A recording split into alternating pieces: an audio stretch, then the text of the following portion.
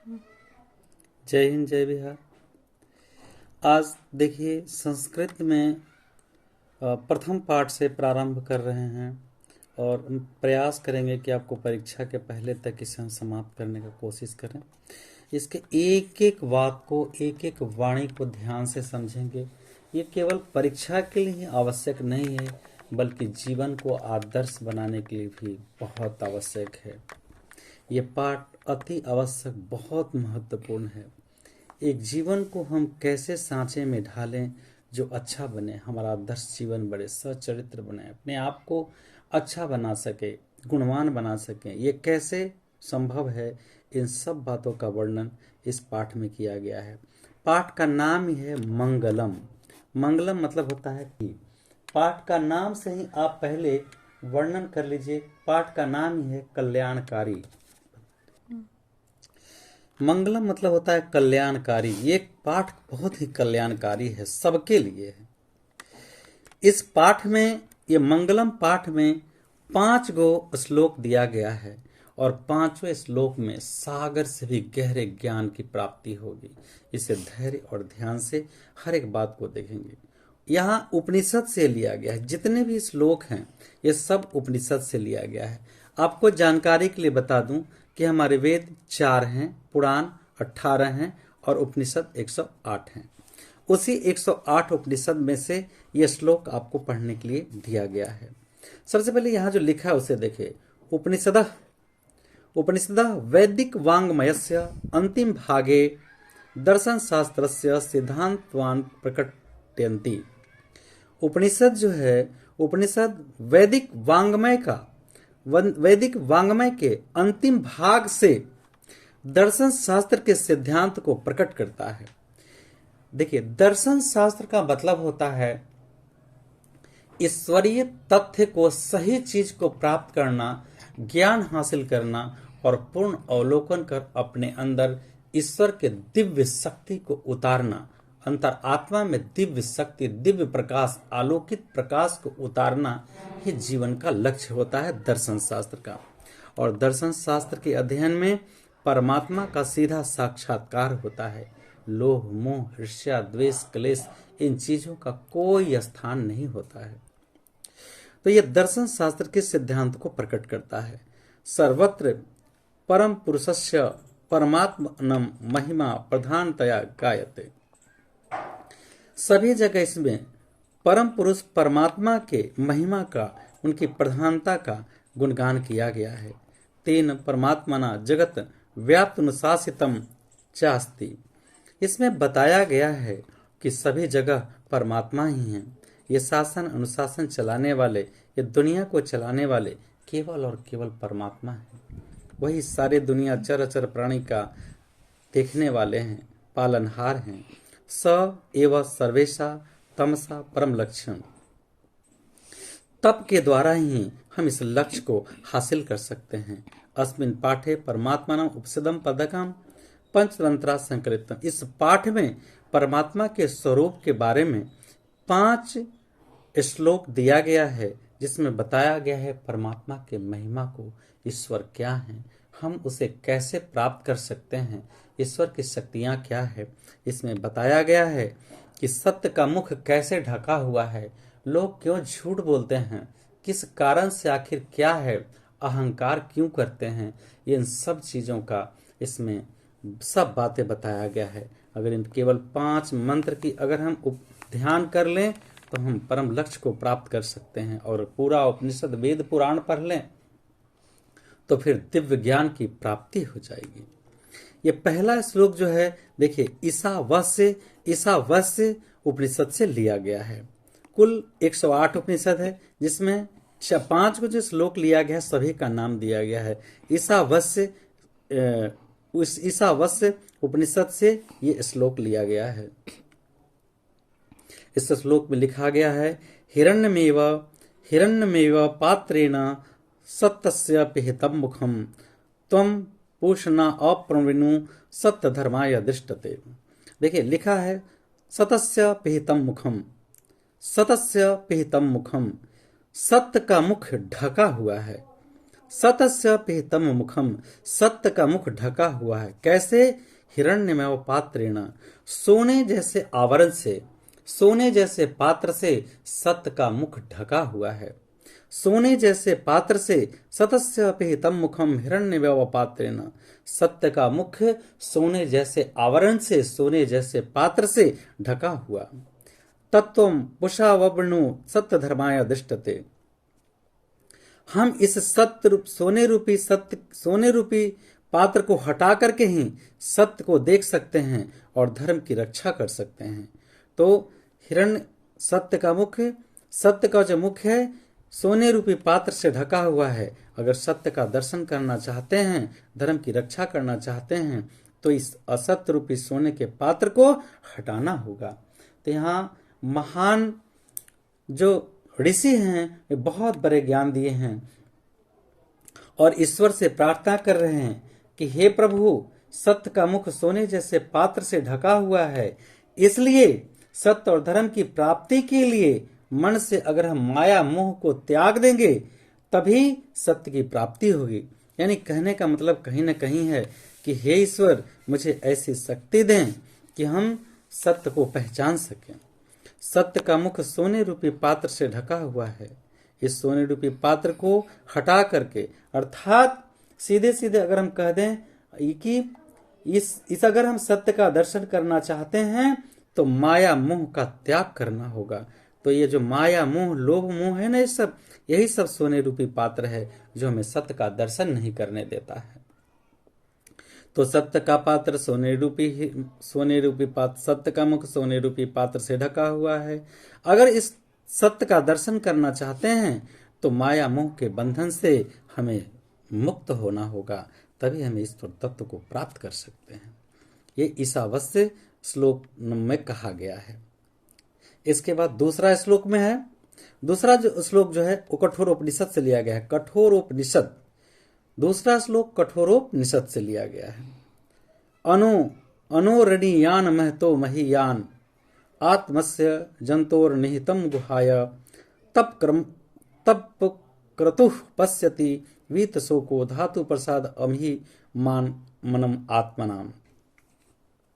कहता अनोर अनियान महतो महियान, अणु से भी सूक्ष्म, अणु से भी सूक्ष्म और महान से महान यह आत्मा है।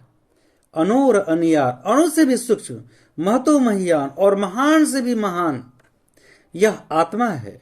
आत्मस्य जंतो निहितम गुहाय, अणु से भी सूक्ष्म और महान से भी महान मनुष्य के शरीर में या प्राणी के हृदय रूपी गुफा में रहने वाला आत्मा है।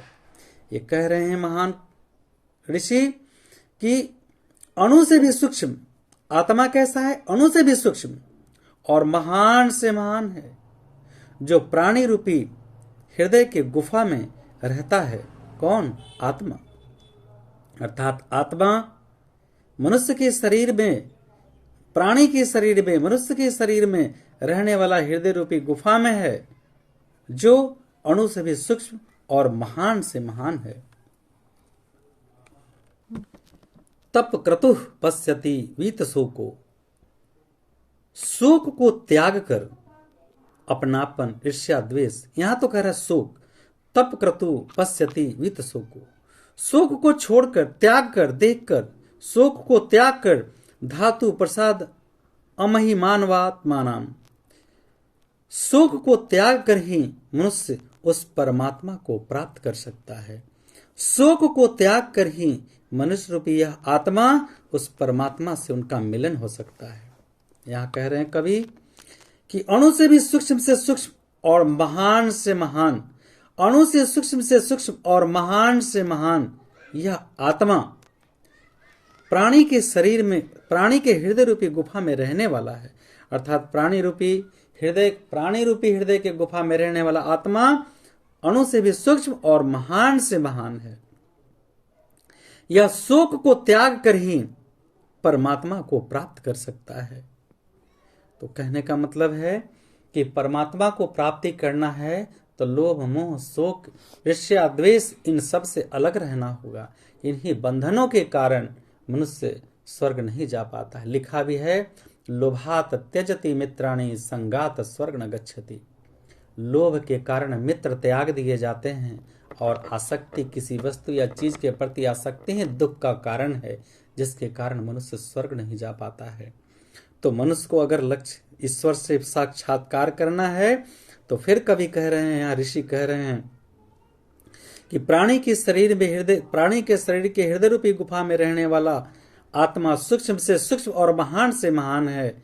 अगर इसे परमात्मा को प्राप्त करना है तो शोक रहित होना होगा, शोक से दूरी, माया मोह के बंधन से मुक्त होना होगा, तभी हम परमात्मा को प्राप्त कर सकते हैं।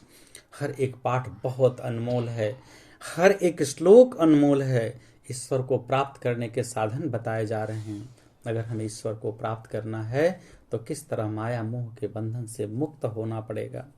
इसमें एक एक श्लोक में से कोई भी, जैसे पहला श्लोक में आएगा, सत्य का मुख किस चीज से ढका हुआ है, तो हिरण्यमेवा पात्र से, यानी सोने जैसे पात्र से ढका हुआ है। आत्मा कैसा है, तो अणु से भी छोटा और महान से महान है। कैसे हम ईश्वर को प्राप्त कर सकते हैं, तो शोक को त्याग कर हम ईश्वर को प्राप्त कर सकते हैं। तो ऑब्जेक्टिव श्लोक आएगा, इस तरह से ऑब्जेक्टिव क्वेश्चन पूछा जाएगा। अगला है मुंडकोपनिषद, ये बहुत इंपॉर्टेंट है। मुंडकोपनिषद से लिया गया है तीसरा श्लोक, सत्यमेव जयते। ये तो हमारे मुंडको ये लिखा हुआ भी है हमारे सत्यमेव जयते, किस चीज में, शोक स्तंभ पे है। सत्यमेव जयते अनानृतम, कहता है सत्यमेव जयते, सत्य की विजय होती है, अनानृतम, असत्य की नहीं। सत्यमेव जयते नानृतम, सत्य की विजय होती है, असत्य की नहीं।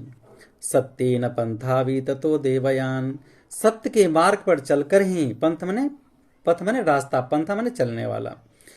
सत्येन पंथा विततो देवयान, सत्य के राह पर चलकर ही मनुष्य ईश्वर को प्राप्त कर सकता है, मनुष्य ईश्वर को प्राप्त कर सकता है।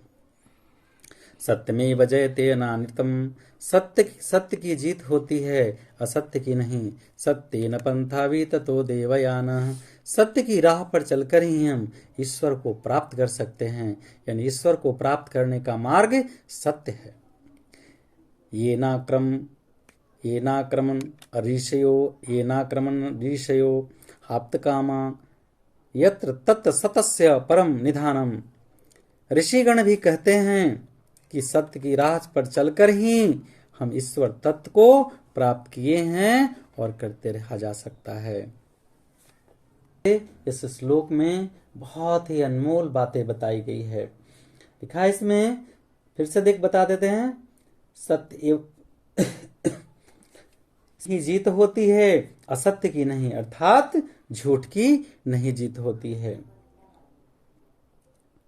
से ही परम पिता तक पहुंचने का मार्ग प्रशस्त होता है। सत्य की राह पर चलकर ही हम परम पिता को प्राप्त कर सकते हैं, जिसके द्वारा ऋषिगण उस परमात्मा को प्राप्त करना चाहते हैं। देखिए फिर से देखते हैं, सत्यमेव जयते नानृतम, सत्य की ही जीत होती है, असत्य की नहीं। सत्येन पंथा विततो देवयान, सत्य की राह पर चलकर ही ऋषि देवता, सत्य की राह पर चलकर ही हम ईश्वर को प्राप्त कर सकते हैं। ये नाक्रम ऋषयो हाप्त कामम तत् सतस्य परम निधानम, सत्य की राह पर चलकर ही ऋषि ईश्वर को प्राप्त किए हैं, दूसरा कोई मार्ग नहीं है। अर्थात ईश्वर तक पहुंचने का सच्चा मार्ग केवल सत्य की राह है। तो ये आपको दे देगा, लिख देगा, सत्यमेव जयते नानृतम सत्येन पंथा विततो देवयान।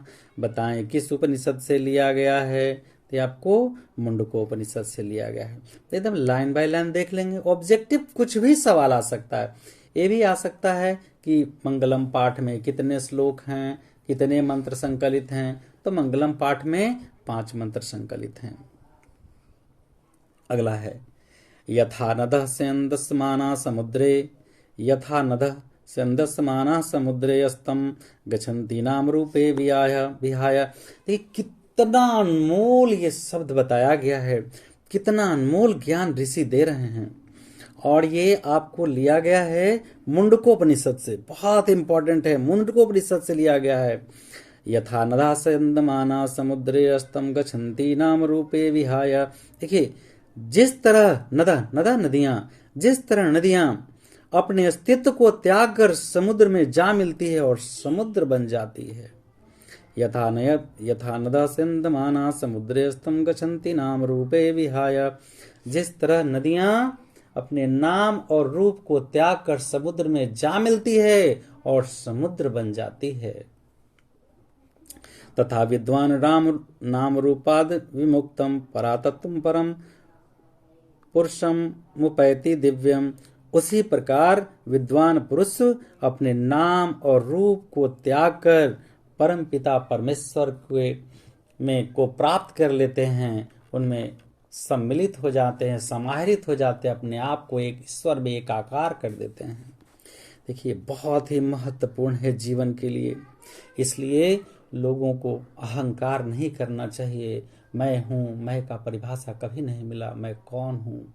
न मैं अच्छा पिता हूँ, न अच्छा पुत्र कभी बन पाया, न अच्छा मित्र, न अच्छा भाई, न अच्छा पति, कुछ भी नहीं। तो ये अहंकार मैं हूँ, तो मैं जब तक हम नहीं त्यागेंगे तब तक हम कभी भी ईश्वर को प्राप्त नहीं कर सकते हैं। ये बहुत ही महत्वपूर्ण श्लोक है मेरे समझने से। इस तरह लिखा, अगर हम अपने नाम और रूप को त्याग देंगे तभी हम ईश्वर तत्व को प्राप्त कर सकते हैं। किस प्रकार? जिस प्रकार बहती हुई नदियां जब समुद्र से जाकर मिलती है तो उसका अस्तित्व समाप्त हो जाता है और समुद्र बन जाता है। उसी तरह हम अपने नाम और रूप को त्याग देंगे और परमात्मा में एकाकार हो जाएंगे, एकाग्र हो जाएंगे, तो हमें परमात्मा मिल जाएंगे और परमात्मा का रूप, अलौकिक शक्ति, दिव्य शक्ति हमें दर्शन होगा। हम परमात्मा में एकाकार हो जाएंगे समुद्र की तरह।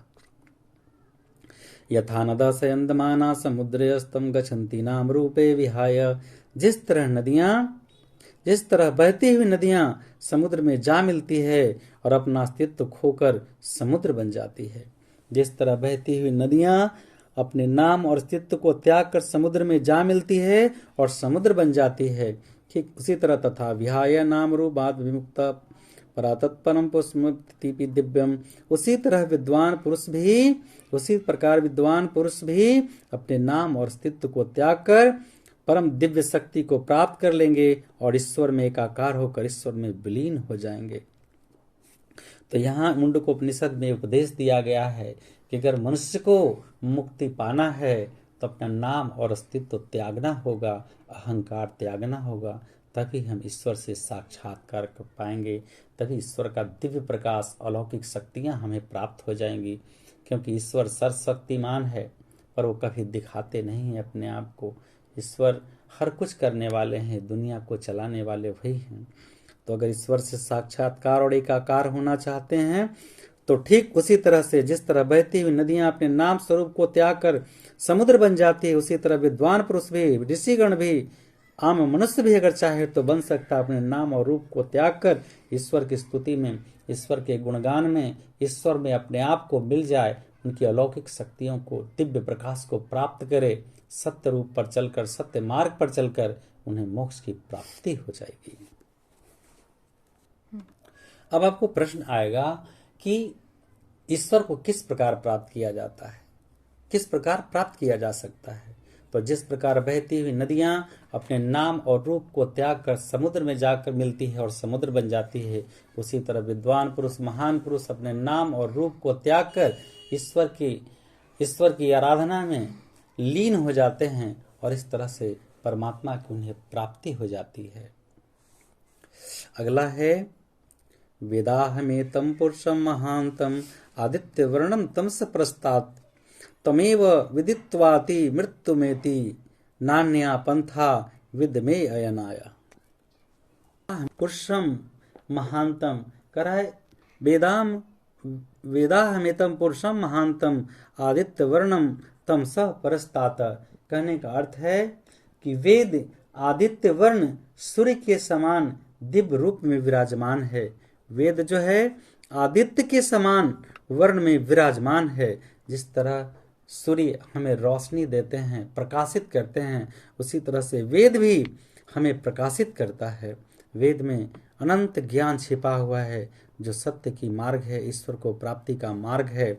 वेदाहमेतम पुरुषम महांतम आदित्य वर्णम तमसा परस्तात। कहने का अर्थ है वेद आदित्य वर्ण सूर्य के समान दिव्य रूप में विराजमान है। तमेव विदित्वाति मृत्युपेति नान्य पंथा विदिते अनाय। तो विद्वान पुरुष इन ज्ञान को हासिल करके, वेद ज्ञान को हासिल करके मृत्यु पर विजय पाते हैं और माया मोह से मुक्त होकर अपना पथ प्रशस्त करते हैं। कहने का सार्थक अर्थ है कि वेद आदित्य वर्ण सूर्य के समान दिव्य रूप में विराजमान है। ज्ञानी जन उसका साक्षात्कार करके दिव्य ब्रह्मा के दिव्य स्वरूप का ध्यान करके मृत्यु पर विजय प्राप्त करते हैं और मोक्ष का मार्ग मिलता है उन्हें। इस तरह से ये जो 5वां श्लोक है वो श्वेताश्वर उपनिषद से लिया गया है। तो आदित्य वर्ण का यहाँ बात किया गया है। तो वेद क्या है? वेद आदित्य वर्ण सूर्य के समान है। वेद जो है, वेद किस प्रकार, किसका उदाहरण दिया गया है? तो वेद जो है आदित्य वर्ण सूर्य के समान बताया गया है। और ज्ञानी जन वेद के ज्ञान को ग्रहण कर ही की मुक्ति को या मोक्ष को प्राप्त कर सकते हैं, सत्य रास्ता को प्राप्त कर सकते हैं, ईश्वर को, परमात्मा को, ब्रह्मा को प्राप्त कर सकते हैं। अन्यथा दूसरा कोई मार्ग नहीं है उन्हें प्राप्त करने का। प्रश्न है, एक पद में उत्तर देना है। हिरण्यमेन पात्रेण कस्य मुखतम पितम। जो पात्र है वो कैसे मुख से ढका हुआ है, किस तरह के पात्र से मुख ढका हुआ है? तत्सतस्य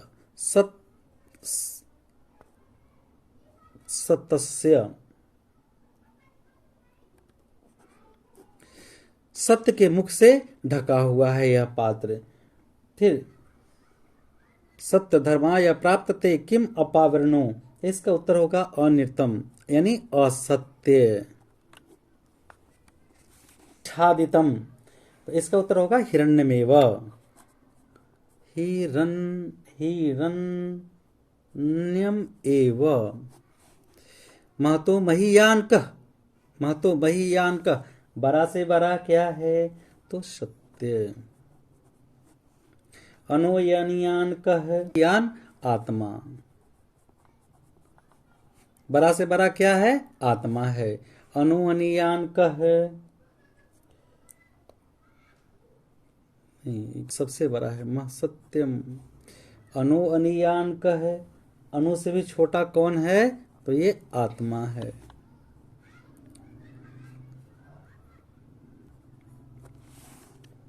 महतो महियान का बड़ा से बड़ा क्या है? आत्मा। अनु अनियान का छोटा से छोटा क्या है? आत्मा। किम जयन प्राप्तनोति, इसमें सत्यम होगा। किम जयम न प्राप्तनोति, तो ये असत्यम होगा, अनिर्तम हो जाएगा। का नाम रूपंच विहाय समुद्र स्थि, ये नद होगा। नदियां अपने नाम और कर समुद्र में जा मिलती है।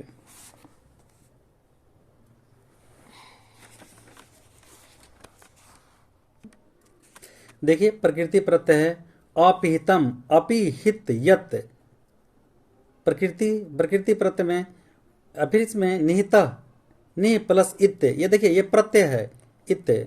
विमुक्त, वी प्लस मुक्त प्लस कक्ता प्रत्यय है। विहाय, वी प्लस हाय लेप प्रत्यय है। वी तथा वित प्लस अक्ता प्रत्यय है। अब देखिए समास विग्रह। अनिर्तम, न निर्तम, नए समास। न आ गया तो नए समास। आदित्य वर्णम, आदित्य इव वर्णम, कर्मधारय समास। वीत शोकः, यस्य शोकः गतः, बहुव्रीहि है। देवायान, देवस्यान, षष्ठी तत्पुरुष है। नान्यः, न अन्य, नए समास है। तो ये सब कुछ इंपॉर्टेंट है प्रकृति, और ये हम दे दिए हैं।